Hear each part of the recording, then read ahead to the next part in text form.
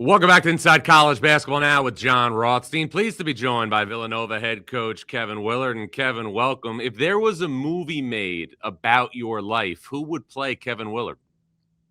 John, I don't think anybody wants to play me. Would have been Bruce Willis back in the day. How about that? Okay, good call right there. And I was watching the game Saturday, and I was watching you trade blows with Ed Cooley, and I was thinking, if there was a movie about your life, somebody would have to play Ed's character in a supporting role because he has been such a central figure in your career. When you were at Iona, he was at Fairfield, and you're at Seton Hall, he's at Providence. Now you're at Villanova, he's at Georgetown. What has it been like to have him alongside you as a friend and a coaching adversary? Yeah, you know what, John? Ed's a dear friend, going all the way back to the days that we battled and with 300 people in the gym at Fairfield and Iona and trying to build our programs there. And then getting to see what he did at Providence and building that program up to how good he had it. We really shared ideas a lot because we were kind of both in the same trying to build it in the early stages. And we both struggled a little bit early, but then I have so much respect for how he coaches, the way he runs his program. It was more or less always kind of having a phone call, a text, a great win. Hey, I love what you did against the zone. You know, what are you doing? And Ed's just such a superhuman being. And he's such a nice guy. I think he's just been great for the Big East. He's great for college basketball. Kevin, how is being Villanova's coach different than being Maryland's coach, Seton Hall's coach, and Iona's coach? Yeah, John, each job has its own, I call, personality. And I think you have to kind of adapt to that personality. This one has tremendous pride with their recent success, obviously the 16 and 18, 22 Final Four. We have a ton of guys in the NBA right now. Yeah. So kind of just adapting to this personality a little bit. But I think every job I've been at has been great. I've been blessed. You know, I was an assistant for the Celtics, for Louisville. My first head coaching jobs at Iona, which is, as you know, knowing college basketball, is probably one of the best mid-major jobs there is. Seton Hall with its tradition is like home, and Maryland's with an unbelievable, passionate fan base and great tradition with Coach Williams. And now, obviously, Villanova basketball, the tradition goes back to Raleigh, to Lapp, obviously to Jay. So I think it's a huge responsibility. It just feels like a little bit bigger responsibility just because every coach here has had such great success. What's the biggest thing you know now about being Villanova's head coach that maybe you didn't know before you took the job? No, you know what? I think it's one thing that why I kind of took the job was because I knew it so well. Okay. I knew the former players. I'd gone up against Josh and Jalen and Dante when I was at Seton Hall. So I knew all those guys, going up against, all these guys. I knew the program really well. I knew, I will say, I really didn't understand the real history of Villanova basketball. And I'm not talking about just the 16-18 or me going up against Alvin Williams and Kerry Kittles and those guys when I played. I knew how great this program was and how good the job Lapp did. But just even before 85, how passionate the former players and the alumni base is for this program. I think that's something I knew the fan base was great and had great passion, but the former players really is what makes, I think, this program so special because it's generational. They're all bought in. They all love this program. They all wanted to do well. So that was probably the biggest surprise. I knew the fan base, but just the former players here are just fantastic.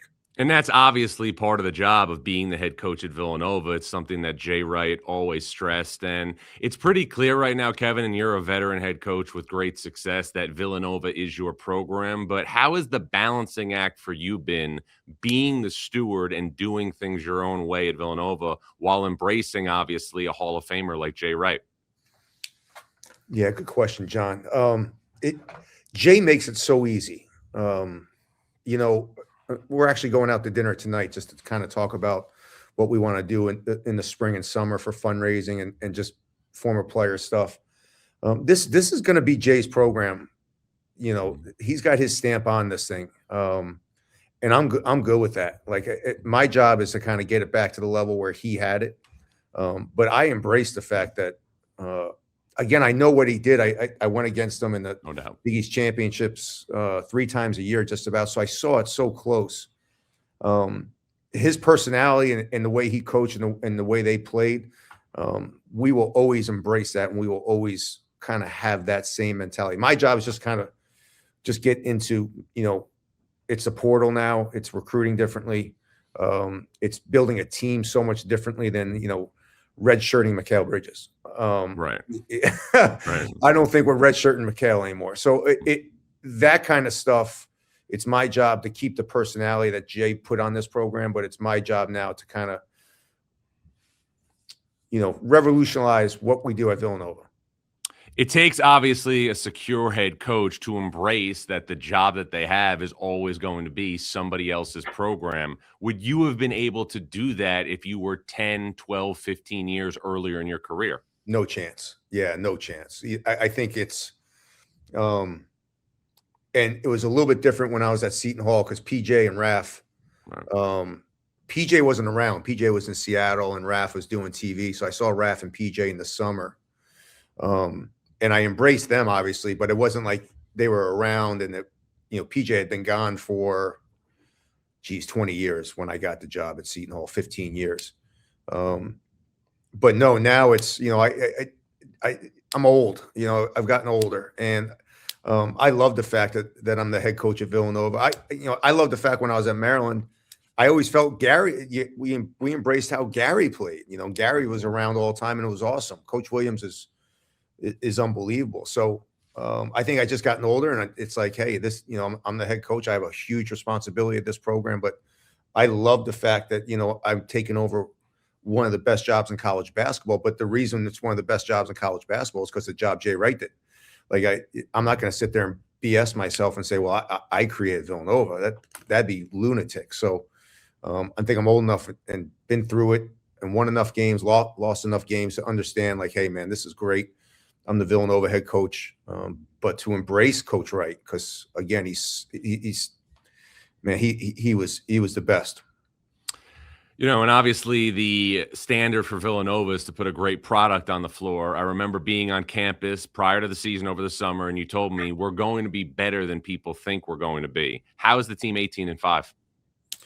We got great depth. I think everyone, I don't think we got a so-called superstar in the portal, we got a really good point guard in Caden Lewis as a freshman. But I think what we tried to do is we knew, because we got the job so late, we knew that we weren't going to get the superstar. And I was okay with that. I wanted really, really good players. And I thought we did a great job of really going out and getting really good players. And young players that we could kind of grow this with. So I think we have really good depth. Like if Devin Askew's not playing well, we have Bryce Lindsay. Caden has really progressed as a point guard, but Matt Hodge and Malachi Palmer are both playing the 3 and 4 for us at times. And so no one has pressure. They can just go out and play. And if they're not playing well, it's okay. Like we got another guy that can help you out and get through it. And that's kind of what we've done. Kevin, did you bring up getting back to the NCAA tournament with this group before the season? Oh, yeah. Yeah, our goal is to win a Big East championship and an NCAA championship. That's our goal every year. And we talk about it, and we talk about it daily, where we are, what our goals are, what we have to get better at. And I think what I like about this group is, even though it's February, we're talking about all the stuff that we have to get better at to become better. We've played Michigan, we've played BYU, we played at Wisconsin. We played those 3 teams, and we're still trying to make sure that when we play them again, we've gotten better and we can beat them. So I think February is a good time to kind of look at your team and say, okay, what do we really need to focus on? What can we get better at? Because I think Kelvin Sampson said it a while ago, like you got to keep trying to grind it out in February, but you still got to keep trying to get better. Kevin, this climate's really interesting now because you can't win unless you have a healthy NIL budget. But even if you have a healthy NIL budget, it doesn't guarantee winning. When you were at Seton Hall, I know you recruited a lot of talented players, the Whiteheads, the Delgados, but because that was such a unique job, you and your staff also did a great job evaluating and finding players who maybe weren't as highly touted, but emerged as to really good players in the Big East. Because you had that experience where you had to hone your evaluation skills at Seton Hall, has it made you better suited to evaluate in this current climate with the transfer portal? Yeah, I mean, I think the biggest thing the transfer portal has done for me evaluating players is how do you want to play? So I was very lucky at Maryland. I had Julian Reese for 3 years. And Jew was the best center in the Big Ten for 3 years. Maybe not number wise, maybe not, but Jew was, man, he played 35 minutes a game. He was a warrior, one of my favorite players of all time. So I knew I had Jew. So you go into the portal like our last year. I knew we had Derek committed, we had Jew. I said, all right, I got 2 great big guys. Like, if we can't shoot, like it doesn't matter that I have the best center in a top 10 pick. Right. So I think what I've done is just, how do I want to play? Who do I have returning? And let's evaluate from there how we can play.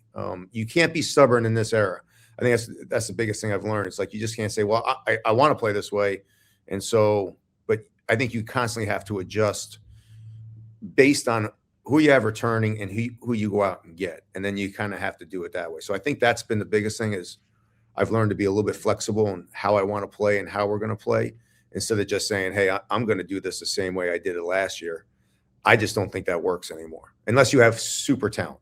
Right. And the one thing that's been a common theme, too, especially in this era, is that the programs that can retain at the highest level are usually the programs that are among the best teams in the country. You referenced it a couple of minutes ago. A large portion of your roster and your rotation right now consists of players that still have eligibility remaining beyond this season. Before you and your staff go into the portal and obviously start evaluating your options for 26, 27 when you're done playing this year, how much will retaining that nucleus be a top priority?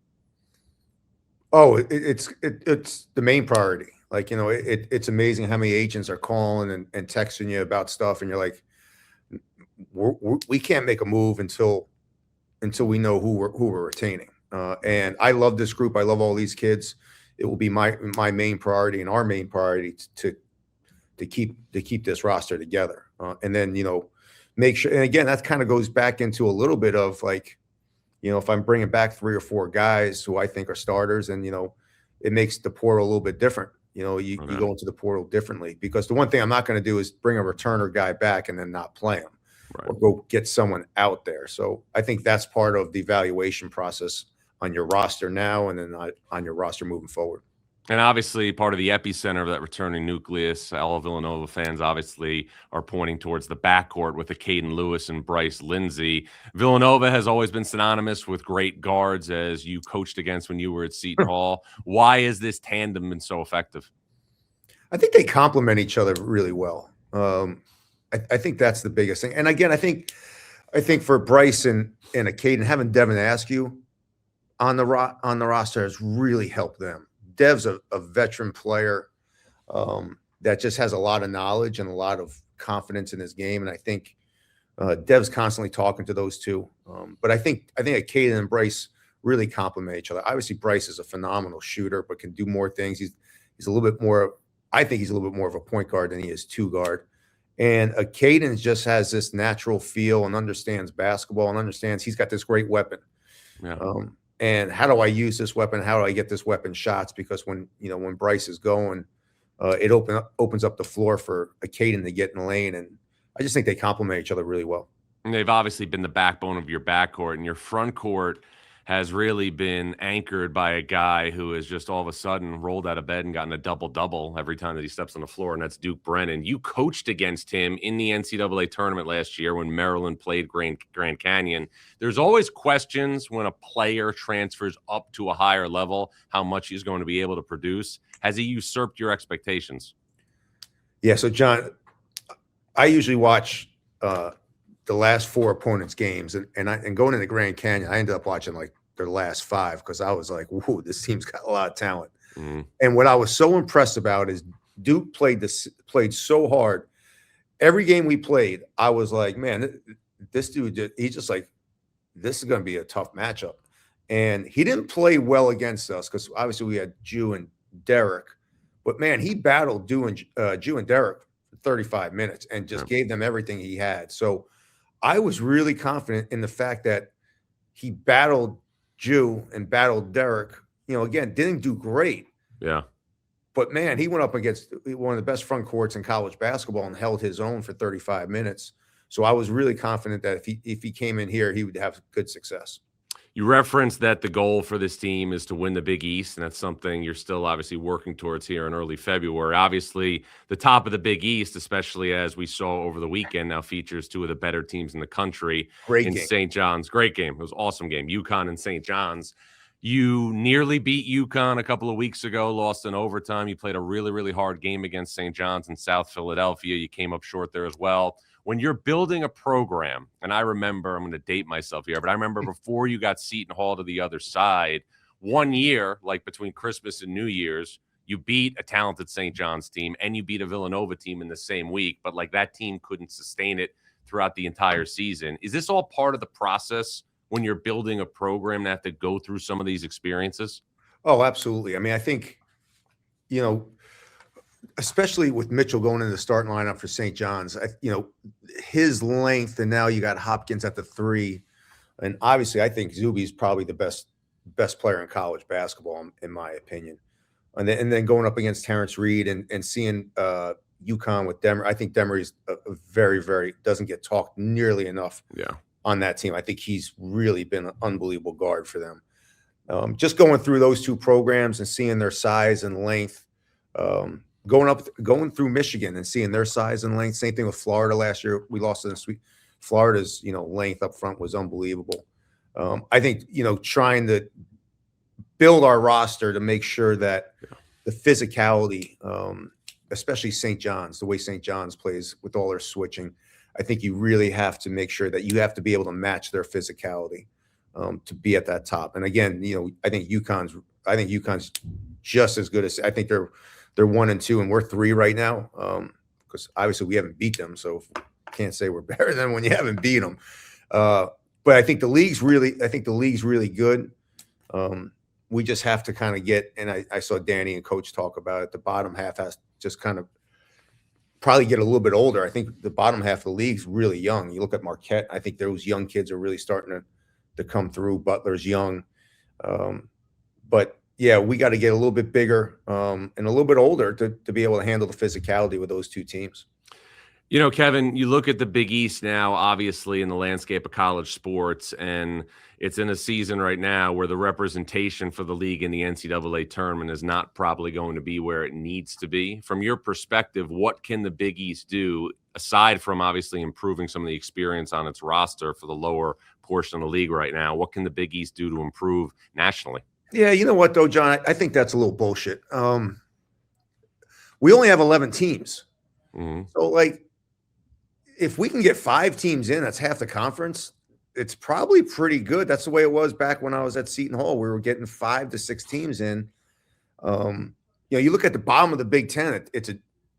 There's like 5 teams that are 2 and 9. Same thing with the ACC. Same thing with all these conferences. So we only have 11 teams. So if we have 5 really, really good teams, that's probably the same as what the Big Ten and the Big 12 and the ACC are doing. It's just we only have 11 teams, and we do need to have about 5 teams get in. I think we'll get to that. I have a lot of confidence. I kind of see what Richard's doing at Xavier and the way he wants to play.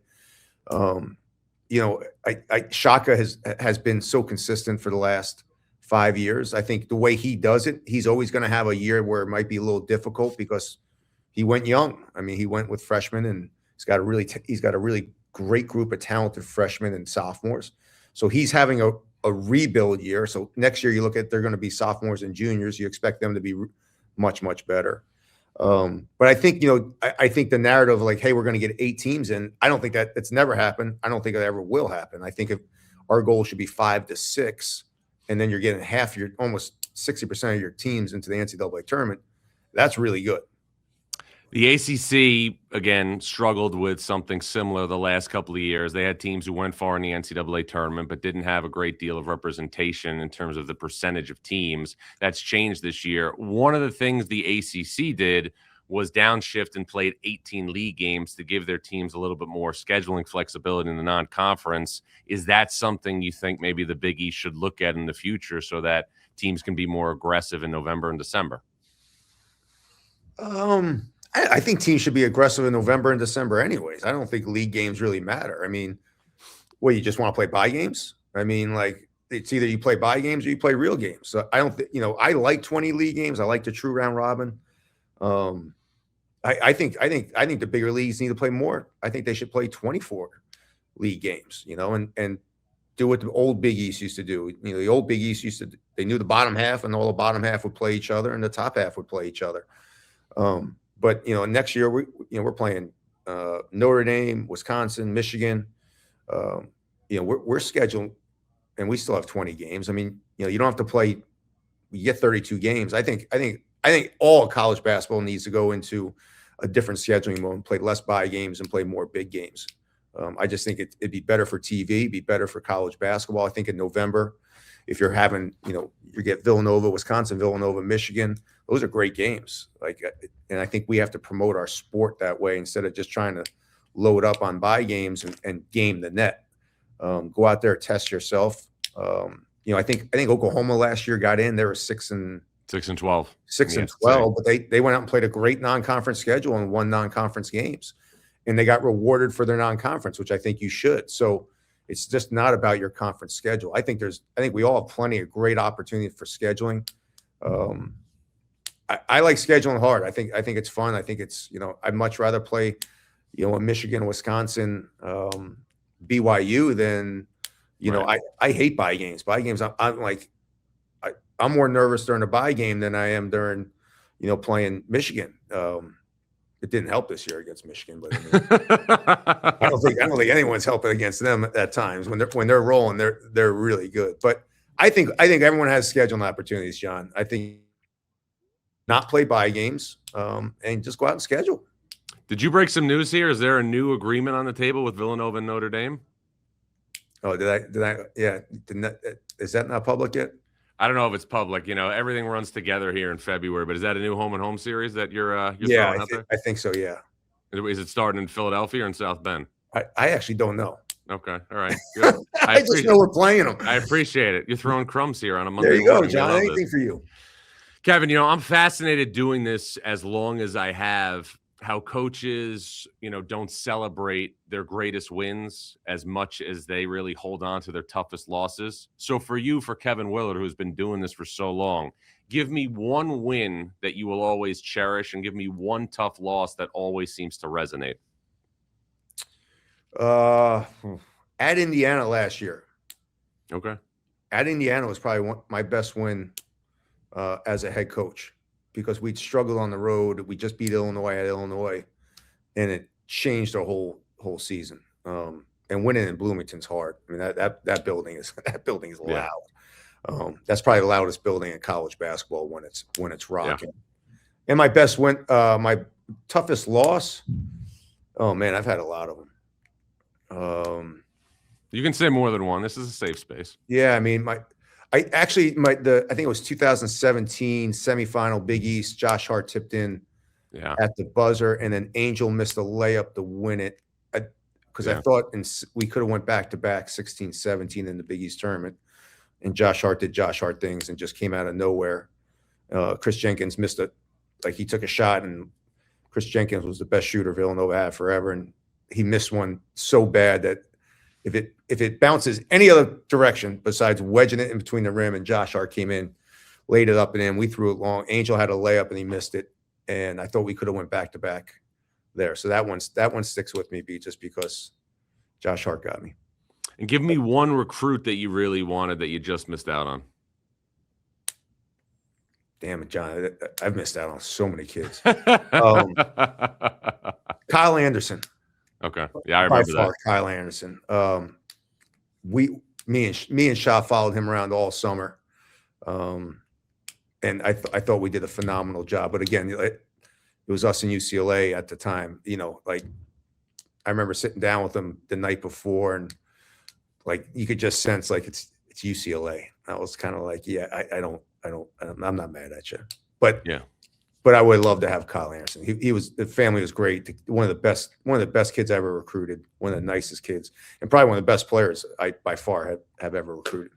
Heck of a player. Well, it's only year one. It's only February, but you have obviously reestablished Villanova on the national scene, really starting, I think, from the exhibition game you played at Virginia. You could tell in that game that your team was ready to be competitive in the Big East.